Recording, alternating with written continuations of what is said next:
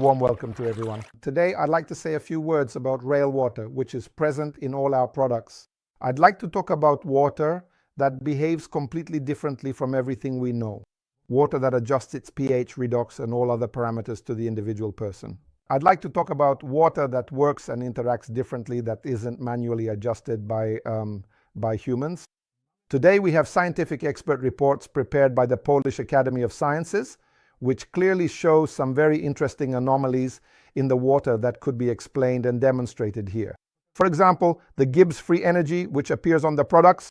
When water comes into contact with our products, an energy appears that in fact shouldn't occur. This is truly one of the more profoundly interesting and unique anomalies that frequently occurs here within the water itself. Another significant and crucial aspect to consider is the noticeable shift in the precise freezing and thawing point of this particular water, which consequently causes this water to behave in a completely and utterly different manner with every single person, every individual plant, every living animal, and indeed with all diverse forms of life. Another aspect, probably a very interesting one, actually I think the most interesting one with our rail water, is transmutation. All of science tends to avoid this topic quite broadly, I would say. However, here we are dealing with a situation where if someone, an individual, places a glass of water on even our simplest base, after some time, certain elements disappear and new ones appear.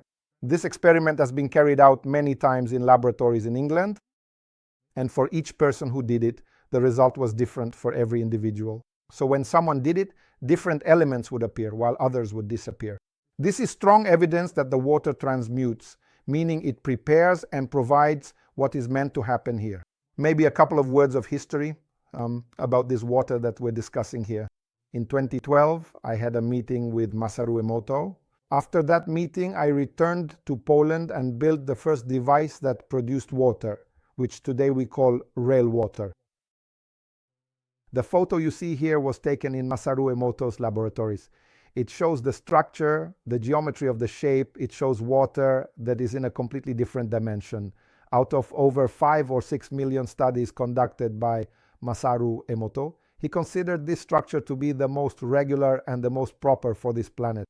Here we see products, each of which contains rail water.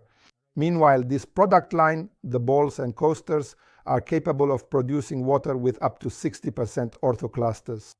Here we have a range of products that contain specially prepared and programmed crystals, which are capable of producing water with 95% orthoclusters. In the ALIA systems, we used rock crystal. Let me just say a couple of words because everyone thinks it's such a beautiful, wonderful crystal that anyone can buy, hold in their hand, and everything will be great. No, it doesn't work like that. The property of rock crystal is that whoever touches it, it immediately reads them. It picks up their emotions, literally in a fraction of a second. For example, if we have a beautiful crystal on display at a fair and thousands of people touch it, then the weakest person who touches it will unfortunately absorb everything from the crystal. The effect will work in reverse. However, the crystal we used for the technology was specially prepared.